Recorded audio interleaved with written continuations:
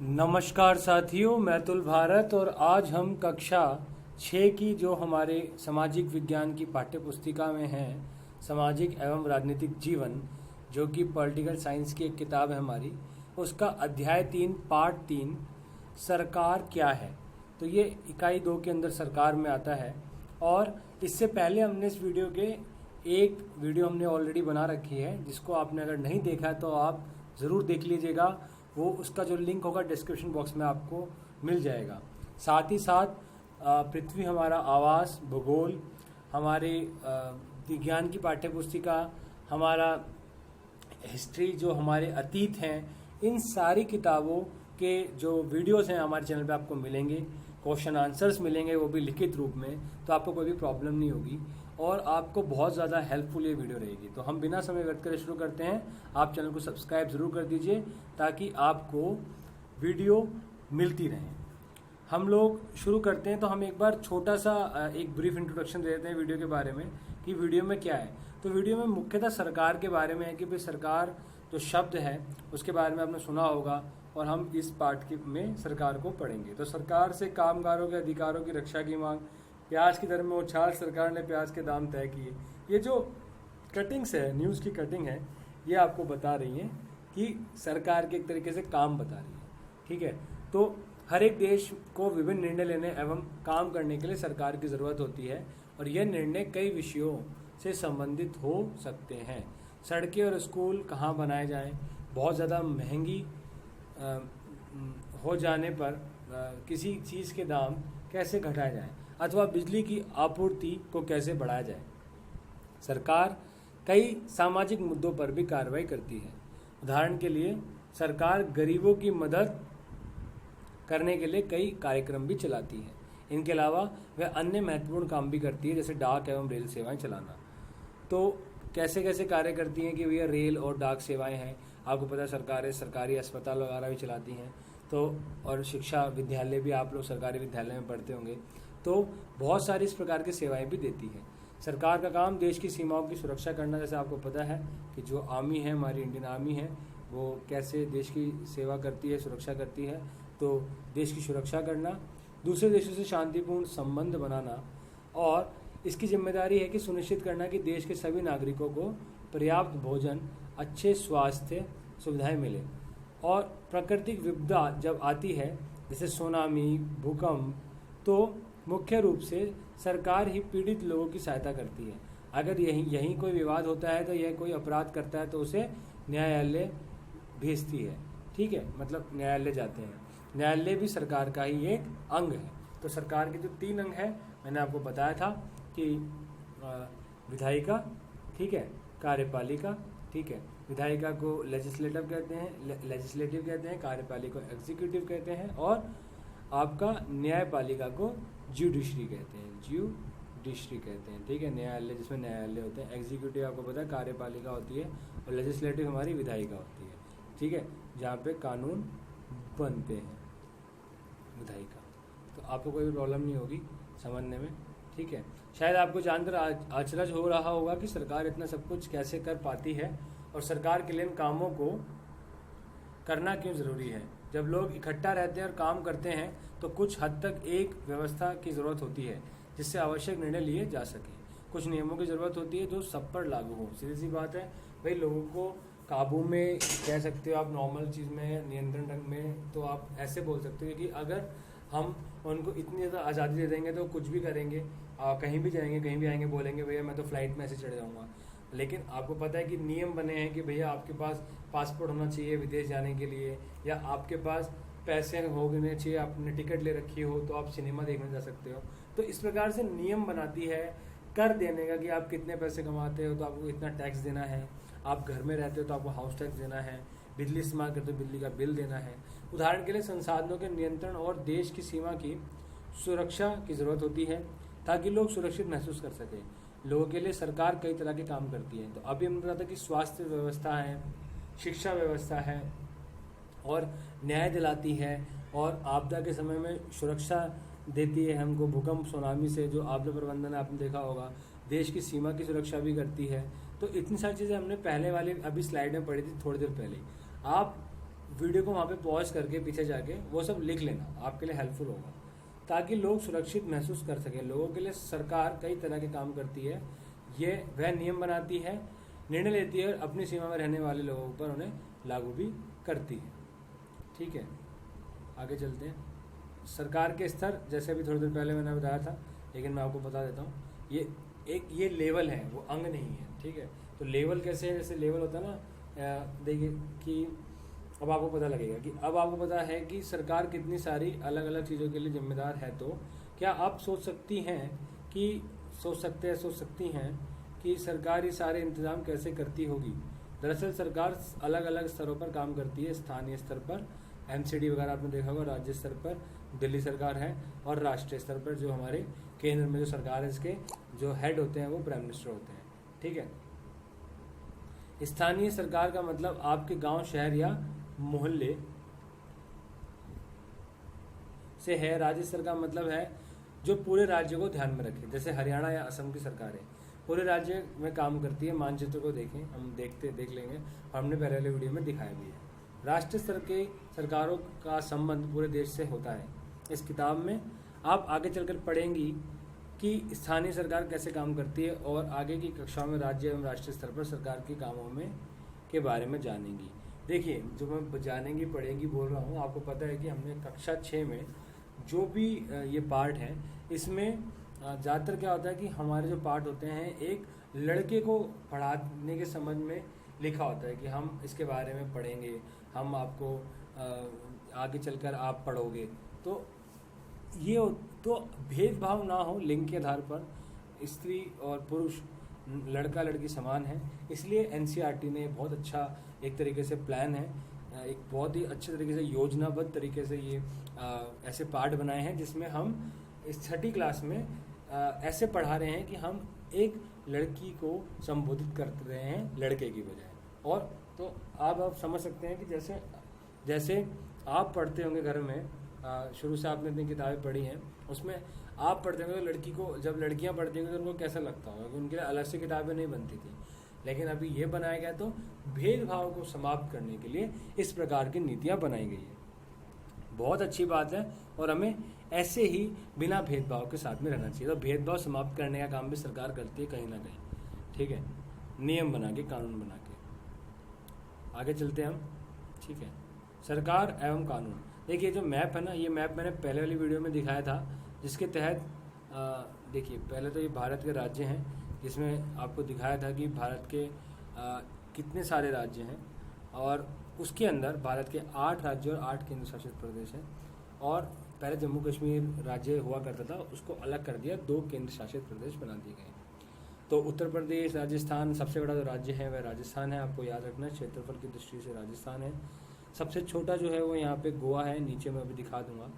और सबसे जो कम जनसंख्या है वो सिक्किम की है, सबसे ज़्यादा जनसंख्या है वो यूपी की है। तो आपको जनसंख्या और क्षेत्रफल के आधार पर पता होना चाहिए कि देश में कैसे कैसे। देखिए, गोवा इतना छोटा सा है, आपको दिख रहा होगा, गोवा तो दिख भी नहीं रहा, बहुत छोटा सा है। ठीक है, तो गोवा सबसे छोटा राज्य है। आगे चलते हैं हम। देखिए, ये हमारे एक तरीके से गवर्नमेंट के अंदर प्रशासनिक प्रभाग हैं, जिले हैं। ठीक है, जैसे आप यहाँ पे देख सकते हैं, जैसलमेर है, ठीक है, जोधपुर है, बीकानेर है राजस्थान के अंदर। ठीक है, थोड़ा राजस्थान में थोड़ा बड़ा है, इसलिए मैं थोड़ा सा बता रहा हूँ आपको, देखने में क्या पता हेल्प भी हो जाए राजस्थान। तो इस प्रकार से प्रशासनिक प्रभागों में ये बटे होते हैं। ठीक है, हर राज्य बटा हुआ है, यहाँ पे भी बटा, देखो आप कैसे राज्य, उत्तर प्रदेश बटा हुआ है, मध्य प्रदेश बटा है, हरियाणा बटा है, और दिल्ली में भी आप जानते हो, लोग दिल्ली में हैं तो दिल्ली भी अलग अलग भागों में बटा हुआ। देखिए, दिल्ली के अंदर भी है, east Delhi, north Delhi, south Delhi, west Delhi, है ना। अब हम सीधे चलते हैं हमारे जो मेन टॉपिक है, जिसको हमें आज इस वीडियो में कवर करना है, कानून एवं सरकार। ठीक है, सरकार एवं कानून। सरकार कानून बनाती है और देश में रहने वाले सभी लोगों को वह कानून मान्य होते हैं। केवल यही वह तरीका है जिससे सरकार काम कर सकती है, कि अगर वह कानून ना हो तो सरकार काम ही नहीं कर पाएगी। और बहुत महत्वपूर्ण, बहुत ज़्यादा महत्वपूर्ण माना है, जो राजनीतिक विज्ञान के अंदर जो विचारक हैं वह कानूनों को बहुत ज़्यादा महत्वपूर्ण मानते हैं, अधिकारों को बहुत ज़्यादा महत्वपूर्ण मानते हैं। और वो कहते हैं कि संरक्षण है वह जो हमारे अधिकारों का जो संरक्षण है वह कानूनी दे सकते हैं। कानूनी अधिकार ही हमारे अन्य अधिकारों को संरक्षण दे सकते हैं, सुरक्षा प्रदान कर सकते हैं। भाई कानूनी नहीं होगा तो आप कहीं चल रहे हो, आपको कोई भी पीट देगा, मार देगा, लेकिन आपके पास कानून, आपको पता है कि कोई आपको मारता है बिना बात के, या कोई आपके हिंसा करता है या भेदभाव करता है तो दूसरे को जेल हो जाएगी। केवल यही तरीका है जिससे सरकार काम कर सकती है। सरकार के पास जैसे कानून बनाने की ताकत होती है, वैसे ये ताकत भी होती है कि लोगों को कानून मानने के लिए बाध्य करे। उदाहरण के लिए एक कानून की गाड़ी चलाने वाले के पास लाइसेंस होना चाहिए। अगर कोई लाइसेंस के बिना गाड़ी चलाते हुए पकड़ा जाए तो उसे जेल की सज़ा काटनी पड़ती है, जुर्माना भरना पड़ता है। किसी दूसरे कानून को लेकर ये विचार कीजिए कि लोगों के लिए उसे मानना क्यों ज़रूरी है। आपको पता है क्यों ज़रूरी है? या तो जुर्माना होगा या जेल होगी, बहुत सारी चीज़ें है ना। तो अगर आपने किसी के घर में चोरी कर दी तो या तो आपको जेल हो जाएगी, या आपको सामान तो वापस देना ही पड़ेगा, या जुर्माना लगेगा। सरकार जो कार्रवाई कर सकती है, उसके अलावा अगर लोगों को लगे कि किसी कानून का ढंग से पालन नहीं हो रहा है तो वह भी कुछ कदम उठा सकते हैं। उदाहरण के लिए अगर किसी व्यक्ति को लगे कि उसके धर्म या उसकी जाति के कारण किसी नौकरी नहीं मिल रही है कहीं पे उसको, तो वह न्यायालय में जाके कह सकता है, दावा कर सकता है कि कानून का पालन नहीं हो रहा है। तब न्यायालय आदेश देगा कि क्या कदम उठाने की ज़रूरत है सरकार के प्रकार। तो सरकार को निर्णय लेने और कानूनों का पालन करवाने यानी उन्हें बाध्य बनाने की शक्ति कौन देता है? इस प्रश्न का उत्तर इस बात पर निर्भर करता है कि उस देश में कैसी सरकार है। लोकतंत्र, आपको पता है भारत के अंदर लोकतंत्र है, ठीक है। भारत में लोकतांत्रिक सरकार है। जनता का, जनता के लिए, जनता द्वारा शासन। मतलब जो यहाँ की संप्रभुता है, भारत की जो संप्रभुता है, मतलब जो सबसे बड़ी सर्वशक्ति है, अधिसत्ता है, ये किसके अंदर है?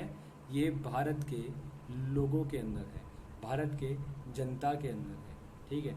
भारत की जनता के अंदर है। हर 5 साल में जब चुनाव होता है, जनता चाहे तो किसी को भी, मतलब जो उनको अच्छा लगता है उसको देश का प्रधानमंत्री बना देती है और सरकार उसकी बनती है। तो अंतिम जो सत्ता है भारत की, सबसे ज़्यादा जो सत्ता है वो किसके पास है? वह भारत की जनता के पास है, इसलिए लोकतंत्र है। तो लोकतंत्र में लोग ही सरकार को यह शक्ति देते हैं।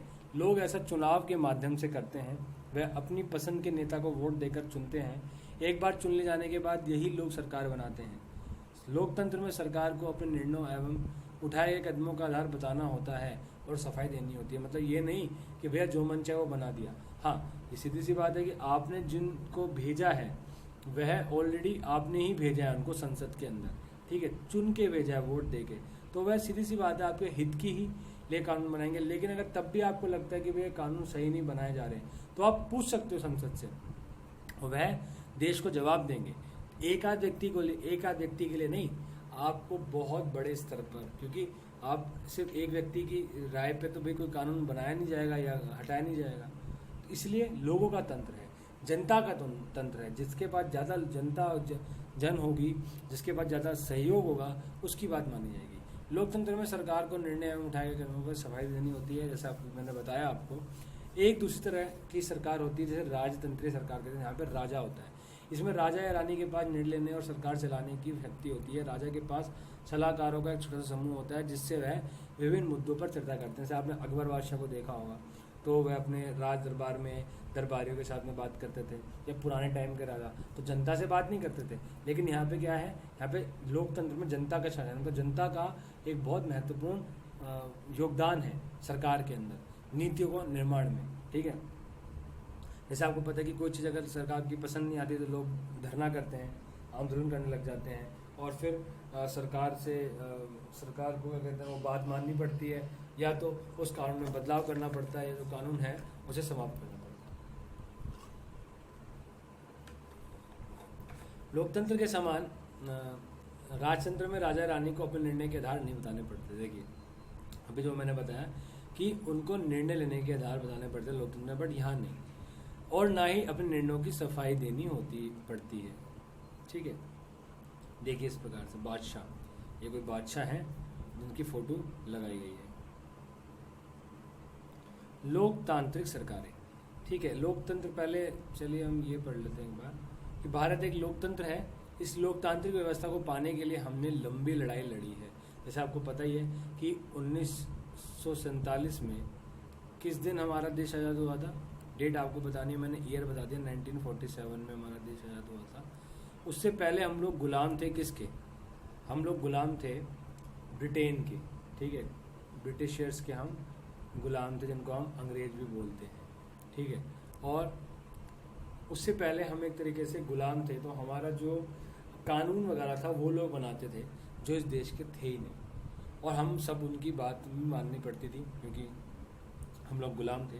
बट लोकतंत्र व्यवस्था पाने में हमने जो लंबी लड़ाई लड़ी, सुभाष चंद्र बोस, महात्मा गांधी, जवाहरलाल नेहरू, सरदार वल्लभ भाई पटेल, लाला लाजपत राय, दादा भाई नौरोजी, ठीक है, और बाल गंगाधर तिलक, एनी बेसेंट, बहुत सारे लोग जो हमारे स्वतंत्रता संग्राम के अंदर थे, जिन्होंने बहुत सारे कुर्बानियाँ दी, अपनी जीवन भी दिया, वो सारे संघर्ष के बाद में हमने ये लोकतंत्र पाया है। संसार में और भी कई देश हैं जहाँ लोगों ने लोकतंत्र लाने के लिए संघर्ष किए हैं। ऊपर बताया जा चुका है कि लोकतंत्र की मुख्य बात है कि लोगों के पास अपने नेता चुनने की शक्ति होती है, ठीक है। किसके पास होती है? जनता के पास होती है। इसलिए एक अर्थ में लोकतंत्र लोगों का ही शासन होता है। मैंने कहा था लोगों द्वारा चलाया जा रहा शासन, जनता का जनता के द्वारा। लोकतंत्र में मूलभूत विचार यह है कि लोग नियमों को बनाने में भागीदार बनकर खुद ही शासन करें। आज के समय में लोकतांत्रिक सरकार को प्राय प्रतिनिधि लोकतंत्र कहते हैं, क्योंकि देखिए जनता डायरेक्टली कानून नहीं बनाती, उनके जो प्रतिनिधि है वो संसद में बैठते हैं और वह कानून बनाते हैं, इसलिए प्रतिनिधि लोकतंत्र है। प्रतिनिधि लोकतंत्र में लोग सीधे भाग नहीं लेते, बल्कि चुनाव की प्रक्रिया के द्वारा अपने प्रतिनिधियों को चुनते हैं, और प्रतिनिधि मिलकर, मतलब अपना नेता जो होता है उनका, जिनको वो चुनते हैं, जीतता है। जैसे आपके यहाँ पे एमएलए है, कोई भी एमएलए है, या जो भी नगर निगम का वो है, या जो सांसद है, ठीक है।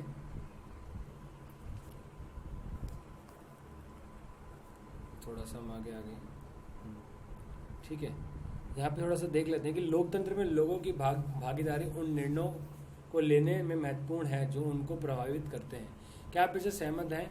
अपने जवाब के 2 कारण लिखिए। आपको बताना है कि लोकतंत्र में जो लोगों की जिम्मे भागीदारी है उन निर्णयों के लिए लेने में महत्वपूर्ण है, उनको प्रभावित करते हैं, ठीक है।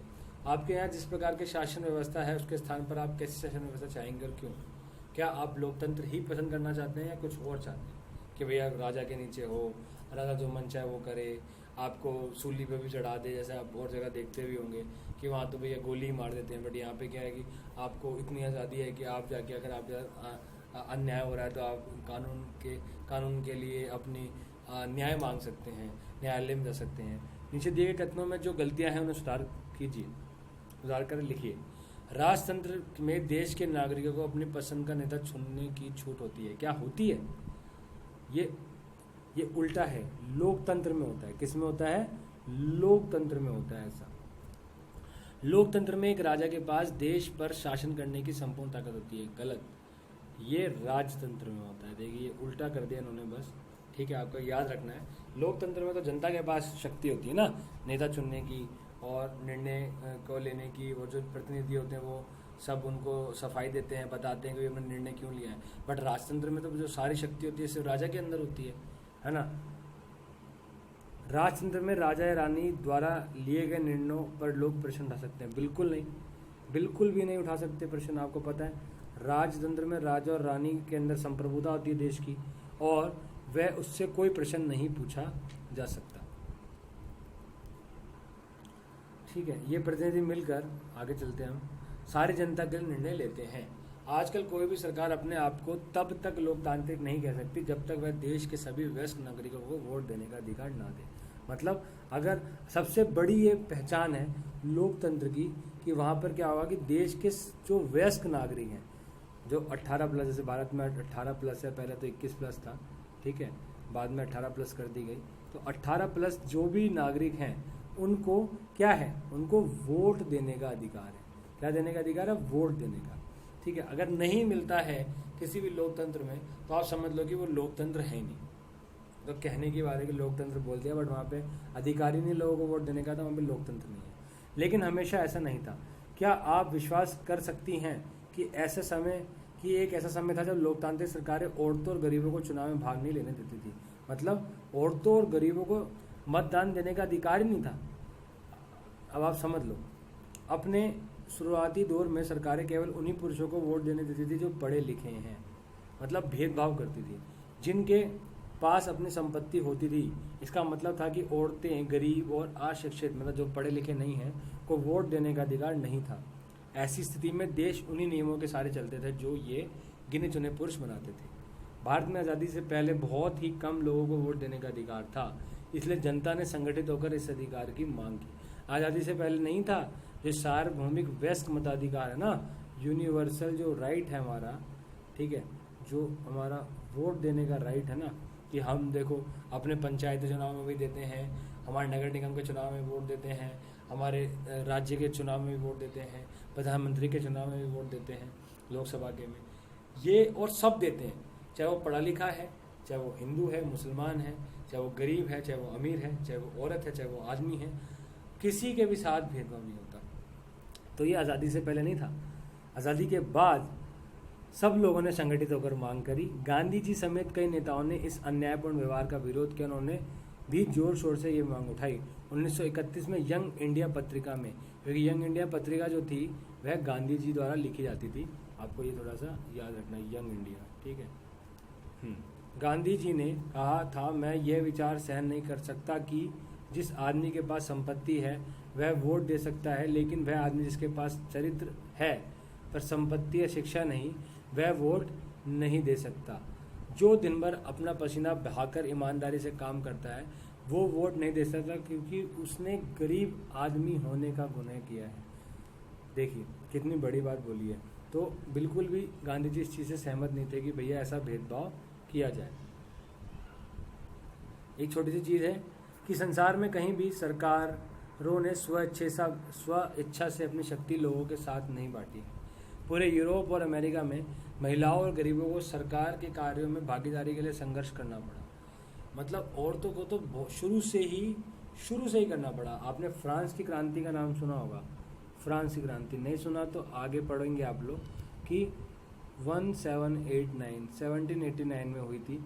और अगर आपने पढ़ना हो तो फ्रांसीसी क्रांति हमारे चैनल पे अपलोडेड है, आप वीडियो देख सकते हैं कि कैसे लोगों ने समानता, स्वतंत्रता और बंधुता के लिए क्या किया, बहुत बड़ा एक आंदोलन किया जिसे फ्रांस की क्रांति कहते हैं। और वहाँ पे तख्ता पलट करते हैं, ठीक है। जो गरीब वर्ग था, जो बहुसंख्यक वर्ग था, अब आज भी आप देखेंगे अमीर तो कुछ गिने चुने ही है ना, अल्पसंख्यक हैं, लेकिन जो सबसे ज़्यादा जो लोग भारत में रहते हैं या विश्व में कहीं पे भी लोग रहते हैं वह बहुत ज़्यादा अमीर नहीं है, वह मिडिल क्लास है या लोअर मिडिल क्लास है या गरीब व्यक्ति हैं, बिलो पॉवर्टी लाइन के नीचे हैं। और अमीर जिसे आप कह सकते हैं भैया जो बहुत बड़ी बड़ी गाड़ियों में रहते हैं, वो कितने गिने चुने लोग हैं, है ना। तो इस प्रकार से तो हमेशा औरतों को संघर्ष करना पड़ा, सबसे ज़्यादा तो औरतों को संघर्ष करना पड़ा है। औरतें शिक्षित भी हैं ना, तो भी उनको वोट नहीं मिलता। देखिए आगे हम आपको बताते हैं कि महिलाओं द्वारा मताधिकार के लिए किए गए संघर्ष ने प्रथम विश्व युद्ध के दौरान, प्रथम विश्व युद्ध आपको पता है 1914 से लेके 1914 से लेके 1918 तक आप मानते हैं, ठीक है। मजबूती से प्रथम विश्व युद्ध के दौरान और मजबूती इसमें मिली महिलाओं को। इस आंदोलन को महिला मताधिकार आंदोलन कहते हैं और अंग्रेजी में इसे सरफेज मूवमेंट कहते हैं, ठीक है। क्या कहते हैं? सरफेज मूवमेंट कहते हैं, ठीक है, सरफेज मूवमेंट कहते हैं। ये क्वेश्चन आता भी रहता है और अभी कुछ दिन पहले आया भी था। सरफेज का मतलब होता है वोट देने का अधिकार। क्या?